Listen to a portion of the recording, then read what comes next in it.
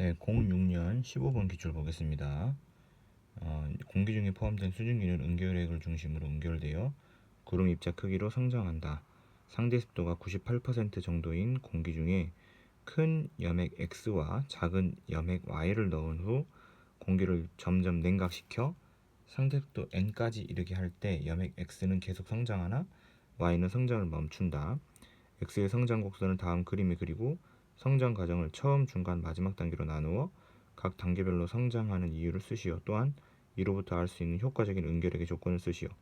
여기서 이제 염핵이라고 하는 것은 소금 입자를 생각하시면 될 것 같아요. 그래서 이제 어떤 순수한 물 수적이 아니라, 수적이라고 하면 이제 물방울을 얘기합니다. 그래서 순수한 수적이 아니고 약간 그 다른 어, 용질이라고 해야 될까요? 이제 용액인 수적인 거죠. 그래서 어떤 이게 물질이 섞여 있는 그런 상태를 염액이라고 이제 생각하시면 되겠습니다. 이제 그림은 이제 뭐 이런 식으로 대략적으로 나타나는데 이제 각 단계별로 성장하는 내용, 성장하는 원인 한번 살펴보겠습니다. 이 내용은 일반기상학이라는 책에 있는 내용입니다. 자, 한번 볼게요. 지금 이제 이 그림 같은 경우는 요 그림의 이제 뭐 원본이라고 해야 될까요? 그림인데 이제 뭐 인터넷에도 있고 혹은 뭐 일반 기상학 책에도 있고 이렇게 좀 찾아보시면 있는 그림입니다. 이 그림으로 같이 볼게요. 먼저 이제 용질 효과에 대해서 설명을 해보겠습니다. 용질 효과. 이제 용질 효과라는 것은 어떤 순수한 물 수적이 아니고 용질일 경우, 그러니까 어떤 물질이 섞여서 녹아있는 입자일 경우에는 포화 수증기압이 이제 더 낮아지는, 더 많이 물질이 섞여 있는 농도가 진한 수적일수록 포화 수증기압이 낮아지는 효과를 용질 효과라고 합니다. 예를 들면 이렇게 해볼게요. 젖어 있는 이렇게 수건이 있어요. 젖어 있는 수건. 근데 이 젖어 있는 수건은 지금 이 안에 이제 습도가 굉장히 높은 상태죠. 젖어 있으니까. 근데 날씨가 건조해서 주변은 건조해요. 상대 습도가 더 낮아요. 그러면 상대 습도가 높은 곳에서 상대 습도가 낮은 곳으로 물이 물이 수증기로 바뀌겠죠. 증발이 되겠죠. 증발이 돼서 이제 나갑니다. 그래서 이제 주변에 이제 상대 습도가 높아질 것이고 이 젖어 있었던 수건은 마르게 되는 거죠. 근데 예를 들면 어떤 순수한 물 입자 수적이 있습니다. 얘는 물방울이니까 물방울이 공기 중에 있고 이 주변 공기에 예를 들어서 상대 습도가 낮은 상태예요. 그러면 이 수적에서 이 주변으로 증발이 일어나면서 이 물방울의 크기는 점점 작아지게 되겠죠. 근데 예를 들어서 주변의 상대 습도가 예를 들어서 한 90%예요. 그리고 이 수적은 물방울 물 입자니까 예를 들어서 상대 습도가 100%라고 해볼게요. 그러면 그래도 증발이 일어나겠죠. 수적은 작아지겠죠. 근데 이 입자가 순수한 물 100% 수적이 아니고 예를 들어서 용질이에요. 근데 아주 진한 용질이에요. 그래서 뭐 소금 입자 이런 걸로 생각해 보신다면 그러면 이렇게 농도가 진한 용질이 섞여 있는 물방울일 경우에는 포화 수증기압이 낮아지는 효과가 생긴대요. 더 진할수록 농도가 높은 수적일수록 용질의 농도가 높은 수적일수록 포화 수증기압이 낮아지는 효과가 있대요. 그래서 예를 들면 포화 수증기압이 한 80이 되는 거예요. 80. 예를 들면요. 80. 그러면 주변에는 상대 습도가 90인데 이 용질 수적은 상대 예를 들어서 포화 수증기압이 80이에요. 그럼 무슨 일이 생기냐면 주변에 있는 공기 중에 있던 수증기가 이 용질인 물방울로 응결된다는 거죠. 수증기가 응결돼서 이 수적이 점차 커진다는 거예요. 그러니까 주변에 있는 수증기가 응결해서 물방울로 바뀌고 그러면 물방울들이 달라붙어서 이 수적이 점점 커진다는 거죠. 그런데 그런 식으로 농도가 아주 높은 그런 입자일 경우에는 포화 수증기압이 낮아지는 효과가 있다. 이것이 이제 용질 효과인 거고, 이런 식으로 예를 들어서 점점 크기가 커지면 원래 녹아 있었던 용질의 양은 똑같은데 수증기들이 응결해 가지고 물이 바뀌어서 점점 커진다면 이 입자의 농도는 점점 낮아지겠죠. 왜냐하면 순수한 물이 달라붙어서 점점 커지니까.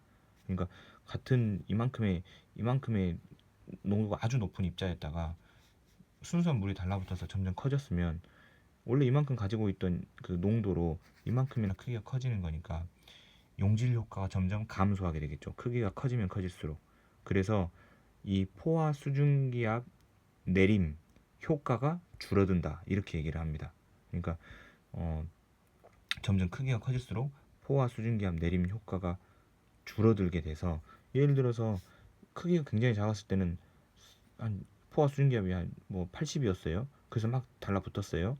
근데 점점 크기가 커지다 보니까 포화 수증기압이 예를 들어서 90이 됐어요.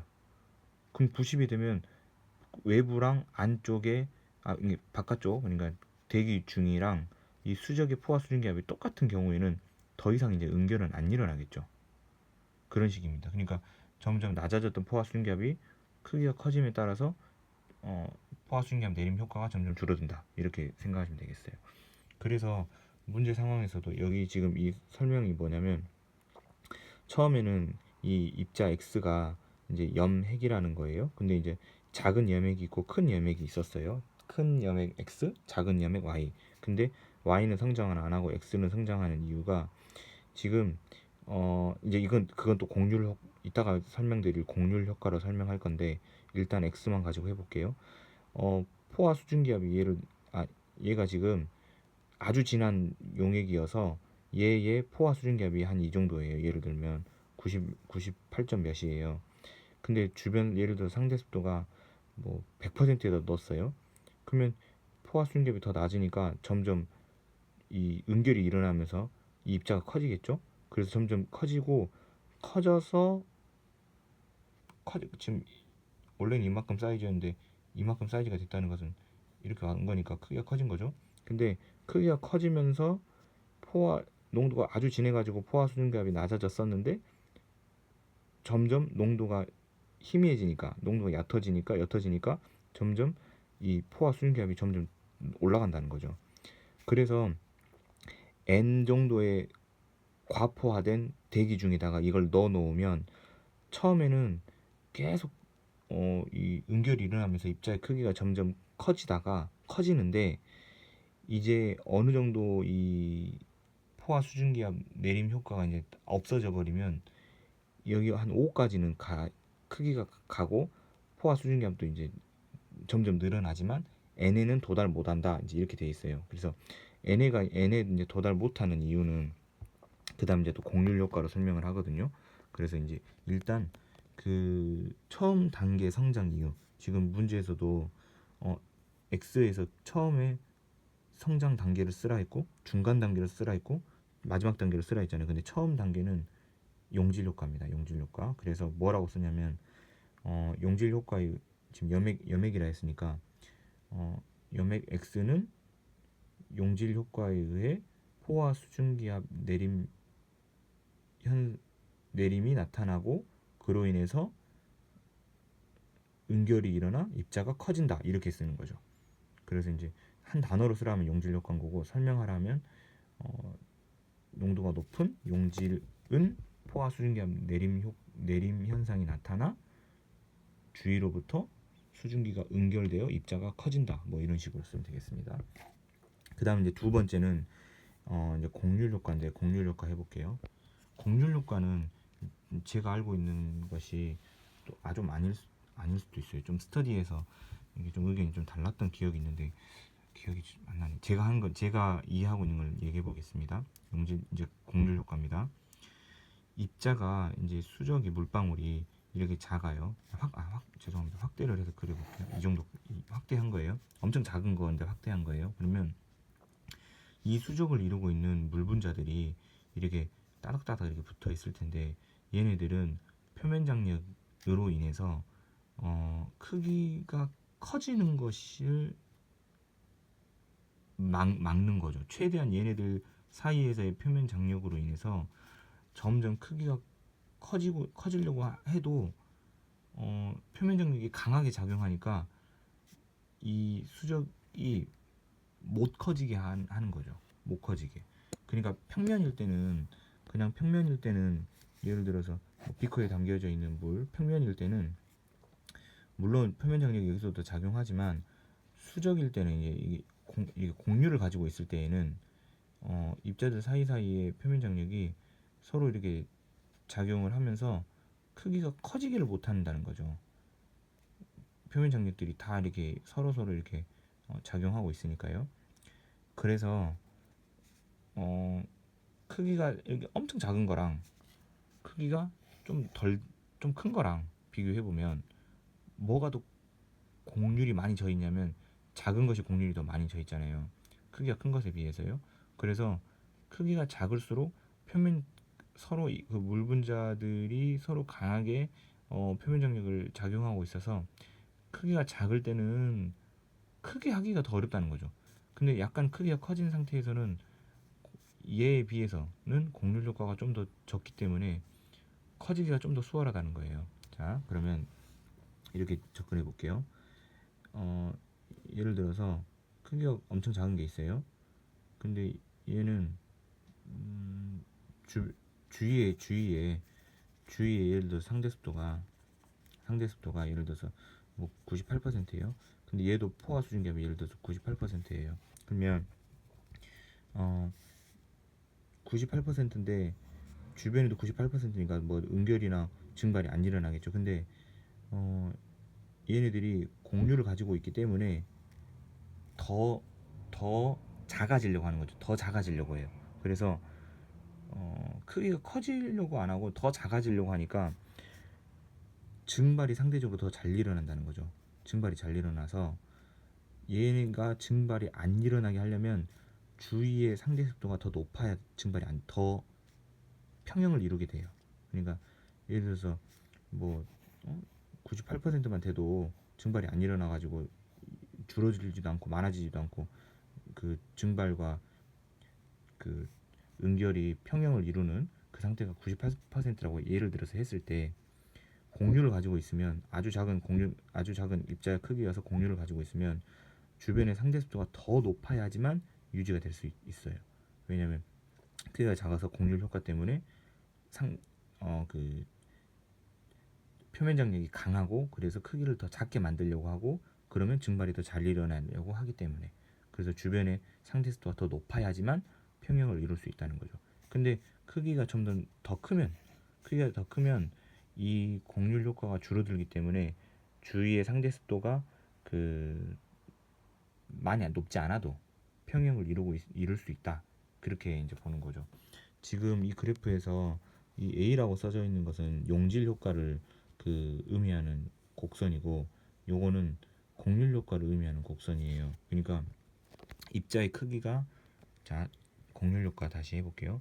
공률 효과 입자의 크기가 작으면 표면 장력 때문에 상대 습도가 더 높아야지만 평형을 이룰 수 있다.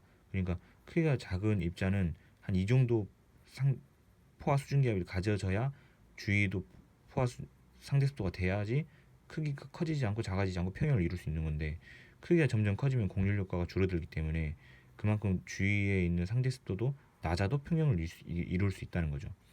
그리고 이제 뭐 용질 효과는 아까 말씀드린 것처럼 크기가 이제 작으면 더 포화 수증기압이 낮아진 거고 크기가 커지면 이제 농도가 옅어지니까 포화 수증기압이 올라간 거고요. 그래서 이 두 그래프입니다. 그래서 자 크기가 엄청 작을 때에는 이제 공률 효과가 굉장히 이제 커서 그 증발이 잘 일어나려고 하지만 근데 용질 효과에 의해서 어느 정도 크기가 한 5 정도로 커지면 이제 용질 효과가 줄어들어서 농도가 옅어지니까요. 줄어들어서 이 포화 수증기압 내림도 줄어들고 또 공률 효과도 줄어들게 되죠. 크기가 커졌으니까요. 곡률 효과도 줄어들었기 때문에 크기가 작았을 때 비해서 크기가 커지기가 더 수월한 거예요. 크기가 커지기가 수월해요. 곡률 효과가 줄어들어서. 그래서 그 중간 단계, 자 처음 단계는 용질 효과였었고 중간 단계는 뭐라고 써야 되냐면 이제 단어로 쓰면 이제 곡률 효과고 이제 문장으로 쓰면 크 표면 장력이라는 단어가 들어가야겠고요. 그다음에 곡률 효과, 곡률이 클 때에는 표면 장력이 커서 증발이 잘 나지만 크기가 5에서 5 정도로 커지면 곡률 효과가 감소하기 때문에 P로 P 5에서 P의 크기로 성장하기가 용이하다. 뭐 이런 식으로 써야 될 것 같아요. 그래서 다시 정리하면 곡률 효과인데 두 번째 단계는 곡률 효과 때문이다. 곡률 효과는 크기가 작아서 곡률이 클 때 표면 장력에 의해서 증발이 잘 일어나려고 하는 효과인데 크기가 5단계 정도로 커지면 곡률 효과가 감소하기 때문에 P로 성장하기에 더 유리하다. 뭐 이런 식으로 저는 쓰겠습니다. 그 다음에 이제 마지막 단계 성장 단계는 저는 충돌 병합 과정을 썼어요. 충돌 병합 과정 같은 경우는 이제 그 크기가 서로 다른 여러 개의 수적들이 서로 충돌해서 병합돼서 수적의 크기가 커진다는 거잖아요. 그래서 어느 정도 이제 크기가 서로 다른 수적들이 여러 개가 만들어지고 뭐 이렇게 하강하는 속도 혹은 상승하는 속도가 각각 다를 때 서로 이제 충돌 병합을 할 수 있죠. 그래서 크기가 커지는 그 우리 빗방울이 성장하는 과정, 강수 과정에서 나왔던 그 내용입니다. 그래서 그걸로 접근을 하면 되지 않을까 이렇게 생각했습니다. 그래서 마지막 단계 성장 이후 단어로 쓴 다음에 충돌 병합 과정이고 문장으로 쓴 다음은 크기가 서로 다른 수적이 서로 충돌하여서 병합하여 커지는 과정 이렇게 저는 쓰겠습니다. 효과적인 응결력의 조건은 그 일반기상학 책의 98쪽에가 이제 써 있어요. 그래서 그 뭐라고 써 있냐면 반경이 크고 흡습성, 용해성이 큰 에어로졸일수록 응결액이 되기 쉽다 이렇게 돼 있거든요. 그래서 반경이 크고 흡습성, 그러니까 습기를 흡수한다는 거죠. 흡습성, 그다음에 용해성, 잘 녹는다는 거죠. 용해성이 큰 에어로졸일수록 응결액으로 되기 쉽다 이렇게 돼 있습니다. 그래서 그거를 쓰면 될 것 같아요. 마지막 정리하겠습니다. 처음 단계 성장 이유는 용질 효과 때문이다. 용질 효과는 농도가 높은 수적은 포화 수증기압이 낮아지는 효과인데 포화 수증기압이 낮기 때문에 주위로부터 응결이 잘 돼서 크기가 커질 수 있다. 두 번째 단계는 곡률 효과 때문이다. 곡률 효과는 크기가 작아 곡률이 큰 수적 경우 표면 장력에 의해서 증발이 잘 일어나는 효과인데 크기가 5 정도로 커지면 곡률 효과가 줄어들기 때문에 더 큰 수적으로 성장할 수 있다. 마지막 단계는 충돌 병합 과정이다. 그래서 크기가 다른 여러 수적들이 충돌하거나 병합하여 크기가 커지는 과정이다. 성장하는 과정이다. 이렇게 하고 효과적인 응결액은 반경이 크고 흡습성, 용해성이 큰 에어로졸이 응결액의 조건이다. 이렇게 쓰겠습니다. 이상입니다.